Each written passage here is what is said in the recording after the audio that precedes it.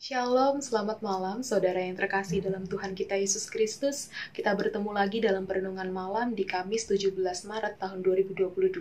Kita masih boleh ada dihantar dibimbing Tuhan di malam hari ini karena Tuhan masih memberikan kasih-Nya bagi kita semua. Oleh sebab itu dalam ungkapan syukur, mari bersama kita satu di dalam doa. Ya Bapa yang bertahta dalam kerajaan surga, terima kasih untuk kasih dan kemurahan Tuhan yang boleh senantiasa kami rasakan. Kami bersyukur selalu atas kebaikan Tuhan yang tak henti-hentinya kami rasakan.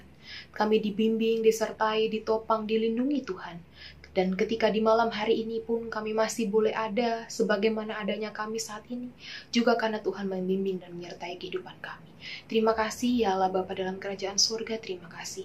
Ketika di malam hari ini Tuhan, kami bersama akan merenungkan sabda kebenaran firman Tuhan. Ya Tuhan, bersamalah dengan kami, sehingga kami boleh dimengertikan untuk memahami, bahkan mengerti, dan juga melakukan firman Tuhan dalam kehidupan kami. Oleh sebab itu, ya Tuhan, berfirmanlah kepada kami, sehingga kami mengerti dan memahami, dan melakukan kehendak Tuhan dalam kehidupan kami. Oleh sebab itu, Tuhan berfirmanlah, karena kami siap mendengarkan. Amin. Saudaraku yang terkasih dalam Tuhan Yesus, pembacaan Alkitab kita di malam hari ini terambil dari Injil Markus pasal 9, ayat yang ke-38 hingga ayat yang ke-40. Injil Markus pasal 9, ayat yang ke-38 hingga ayat yang ke-40, demikianlah firman Tuhan. Kata Yohanes kepada Guru Yesus, "Guru, kami melihat seorang yang bukan pengikut kita mengusir setan demi namamu. Lalu kami mencegah orang itu karena ia bukan pengikut kita." Tetapi kata Yesus, "Jangan kamu cegah dia, sebab tidak seorang pun yang telah mengadakan mujizat demi namaku dapat seketika itu juga mengumpat aku. Barang siapa tidak melawan kita, ia ada di pihak kita."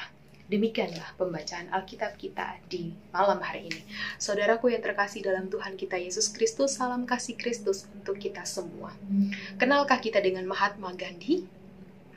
Mahatma Gandhi adalah seorang yang memperjuangkan kemerdekaan India dengan cara damai.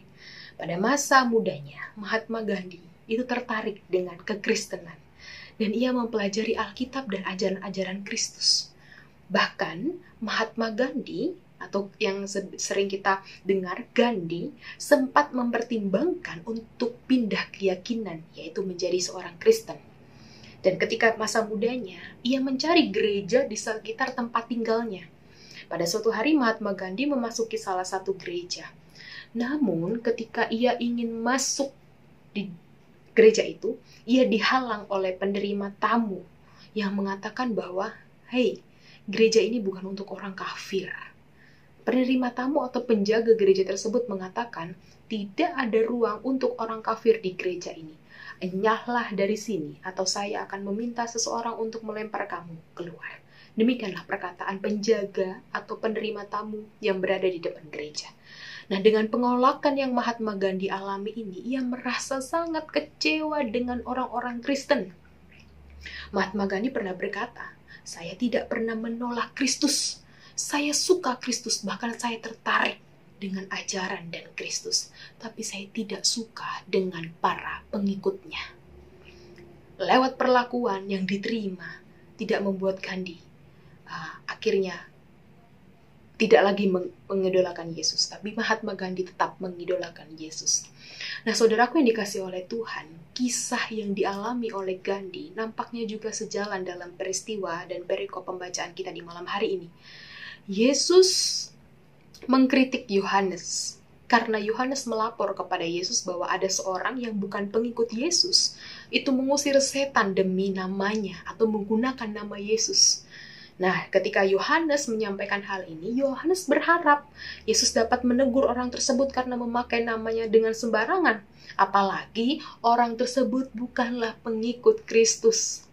Namun apa yang terjadi Bapak Ibu Saudaraku? Ternyata apa yang diharapkan oleh Yohanes tidak terjadi. Justru Yesus menegur Yohanes dengan katanya, "Jangan cegah dia, sebab seorang pun yang telah mengadakan mujizat demi namaku." Nah, maksud perkataan Yesus di sini adalah ketika mujizat itu terjadi karena kuasa namanya, seketika itu juga orang itu beriman kepada Yesus meski orang tersebut belum menjadi pengikut Yesus. tapi dia sudah beriman karena dia percaya di dalam nama Yesus. Yesus membuka kesempatan bagi siapapun untuk menjadi berkat bagi orang lain. Tidak harus untuk mengaku pengikutnya saja, tapi bisa siapapun yang percaya bahwa di dalam nama Yesus ada kuasa untuk melawan dan melakukan mujizat.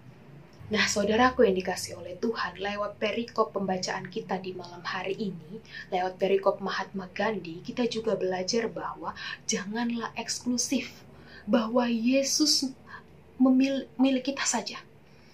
Jangan eksklusif bahwa keselamatan itu juga hanya milik kita saja, atau milik orang Kristen saja. Kita harus percaya bahwa Yesus juga adalah milik semua orang, karena di dalam nama Yesus ada kuasa yang besar. Kita justru dipanggil untuk melayani bersama dengan orang lain. Kita diminta untuk tidak menjadi sombong, menganggap bahwa hanya orang Kristen saja yang selamat dan lainnya tidak. Tapi dalam perikop pembacaan di malam hari ini, kita diajak untuk mengimani bahwa Allah juga tetap berkarya. Mereka juga dijaga, mereka juga disayang oleh Allah.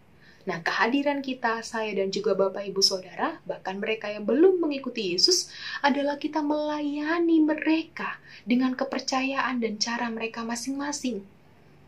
Kita yang percaya dengan Yesus, kita melayani, kita bertanggung jawab dengan cara sendiri. Mereka yang belum mengenal Yesus, mereka juga melayani dengan cara mereka masing-masing.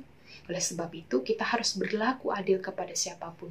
Kita tidak boleh memihak, tidak boleh eksklusif seperti yang Yohanes lakukan.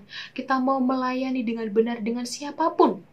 Jika kita sebagai pengikut Kristus, kita memiliki sifat yang baik, kita mau melayani sesama, kita mau mengasihi semua orang, maka orang yang belum sepenuhnya menerima Yesus dapat merasakan kehadiran Yesus lewat sikap dan perilaku kita. Dengan demikian, kita bersama melayani Yesus, kita bersama memuliakan nama Yesus. Selamat menjadi berkat dalam kehidupan kita, Tuhan selalu memberkati kita. Amin, mari kita berdoa. Bapa dalam kerajaan sorga, terima kasih untuk kasih dan kemurahan Tuhan yang boleh senantiasa kami rasakan. Kami mengimani, kami percaya bahwa Tuhan ada dalam setiap kehidupan kami. Kami belajar bahwa kami tidak menjadi seperti Yohanes. Kami belajar bahwa di dalam Tuhan ada kuasa. Terima kasih Tuhan untuk kebenaran firman Tuhan di malam hari ini. Ya Bapa dalam kerajaan sorga, jadikan kami anak-anak Tuhan tetap taat, tetap mau mengikuti Tuhan dalam segala hal apapun. Sehingga kehadiran kami menjadi berkat bagi sesama. Bahkan juga menjadi berkat bagi sesama yang belum menerima Kristus dalam kehidupannya. Ya Tuhan, ketika di malam hari ini kami boleh ada, kami mengucap syukur, kami boleh dibimbing, disertai, dilindungi Tuhan. Kami percaya bahwa ini semua karena kasih dan kemurahan Tuhan. Ketika malam hari ini juga kami akan beristirahat malam, ataupun kami yang masih akan melanjutkan aktivitas dan pekerjaan kami mau menyerahkan kehidupan kami ke dalam tangan Tuhan, karena kami percaya Tuhan berserta dengan kami.